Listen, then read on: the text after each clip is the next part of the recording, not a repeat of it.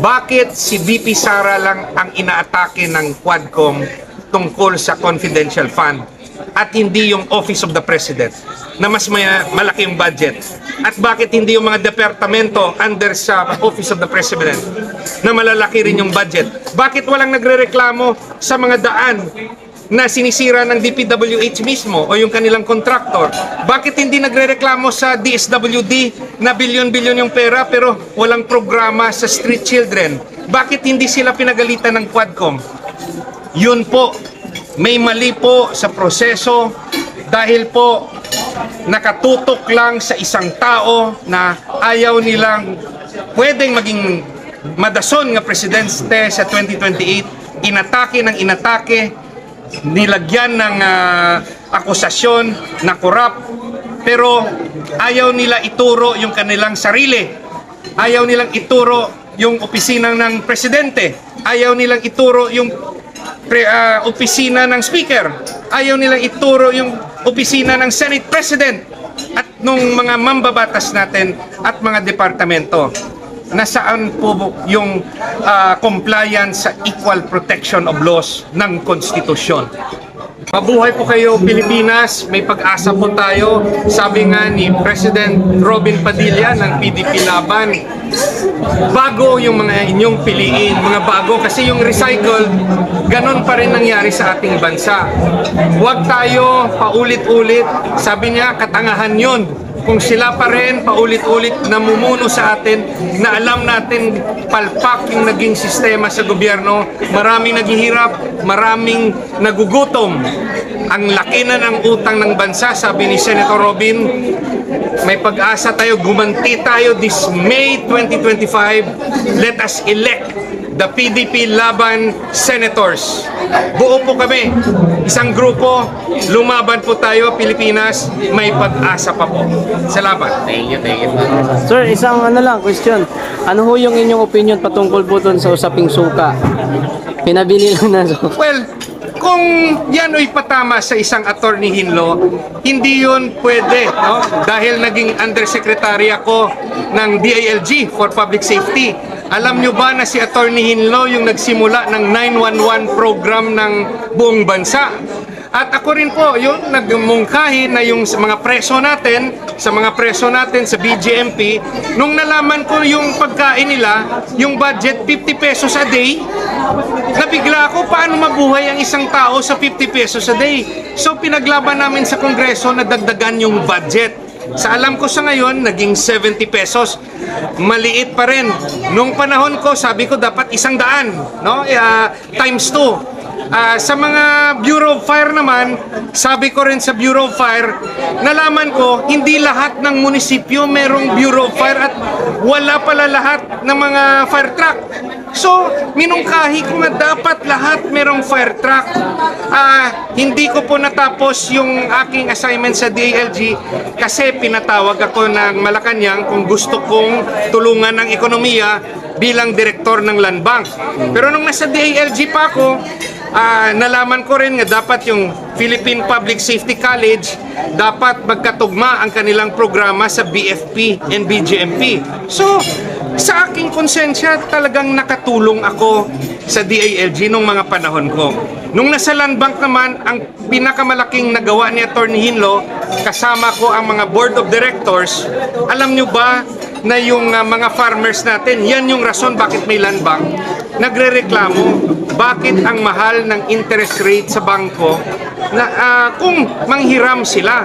Sabi namin yung pahiram naman ng Land Bank 6% per year. Pero nagrereklamo yung maliliit na farmers. Yun pala nalaman ni Attorney Hinlo na yung 6% pinapautang lang Land Bank sa kooperatiba at pinapautang sa Rural Bank. Yung kooperatiba naman at Rural Bank, pag nirelend, pag pinautang ulit sa maliliit na magsasaka, yung 6% magiging 15 or 20% na. So anong ginawa ni Attorney Hinlo? Kasi kawawa yung mga magsasaka. Ang laki palang binabayaran every year. Ginawa ko, kami sa board, ginawa namin direkta na tayo magpautang sa maliliit na magsasaka. Walang collateral. 6% yung interest lang per year. So nakatulong po tayo nung panahon ni President Duterte sa mga magsasaka. Yung pagkatapos naman dyan, in-appoint naman ako, last 5 months, pababa na si President Duterte, in-appoint ako bilang commissioner ng Presidential Anti-Corruption Commission. Doon po, binantayan namin ang mga presidential appointees ni Pangulong Duterte. May basbas niya po, sabi niya, PACC, tignan mo yung mga cabinet secretary. Bantayan nyo na yung mga tagong yaman nila. So, ni-review namin yung mga SALN. Yun nga lang po, nagkapos kami sa oras. Pero nung nasa loob ako ng PCC, nakita ko ang laki ng problema sa korupsyon ng ating gobyerno. Naalala nyo, sabi ni dating President Duterte, sana yung ating problema sa korupsyon, ibigay na natin sa susunod na administrasyon kay PBBM dahil unit team, no? Dahil may unit team. Kasi mahirap raw yung labanan yung korupsyon kasi kasama rin namin ang may mga kaso ng korupsyon. Yun nga, nag-aantay kami sa PACC na papasok na si PBBM na ipatawag kami para i-brief namin, ipaalam anong problema para makontinue nilang investigasyon. Nalaman na lang po namin sa news, inabolish ni PBBM ang PACC, first executive order to abolish the Anti-Corruption Office ng Presidente. So kinabahan na ako. Kahit may unit team, kinabahan ako. Ito na ba ang magiging polisiya ng gobyerno? Hindi mabibigyan ng atensyon ang laban sa korupsyon. Kinabahan ako nung nangyari yon. First executive order. Anong resulta? Yung katayuan natin ngayon. Yan po, no, ang eksperyensya ng pinabili ng suka na taga Negros na isang abogado at dumaan sa 3 matataas na opisina sa politika, DILG, sa ekonomiya, Land Bank of the Philippines, sa anti-corruption, Presidential Anti-Corruption Commission. Kung tatawagin niyo akong bumili ng suka, proud po ako na naging parte ng Team Duterte, ng PDP Laban, kasi po yung konsensya ko nagsasabi, preparado po si Attorney Hinlo maging senador ninyo, maging senador ng Visayas at ng buong Pilipinas. Salamat po. Thank you, sir. Before po nag-close yung Senado sa opisina nila, sir, merong mga membro ng kooperatiba na nagrarally po doon.